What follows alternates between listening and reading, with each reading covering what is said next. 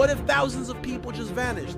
No trial, no crime, just gone because of what they believed, or worse, what someone thought they believed. This isn't a dystopian movie. This happened in Taiwan, and it lasted for 4 decades. After China's civil war, the nationalist government, the Kuomintang, or KMT, fled to Taiwan in 1949. But they didn't just set up a new government, they created a police state. From 1947 to the late 1980s, the government unleashed what became known as the White Terror. Over 140,000 people were arrested, accused of being communists, spies, or just disloyal.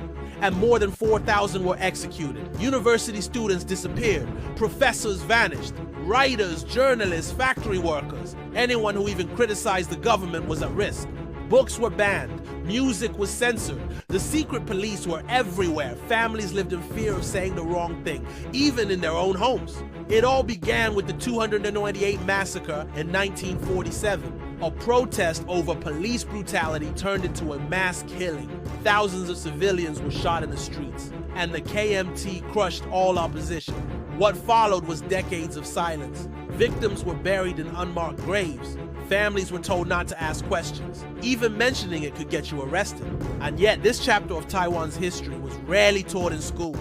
It wasn't until the 1990s that the truth started to come out. In 2018, the government finally acknowledged the crimes and began compensating victims' families. But the damage is deep. Taiwan's White Terror wasn't just a political crackdown, it was a systematic erasure of ideas, voices, and memory, and most people outside Taiwan have never heard of it.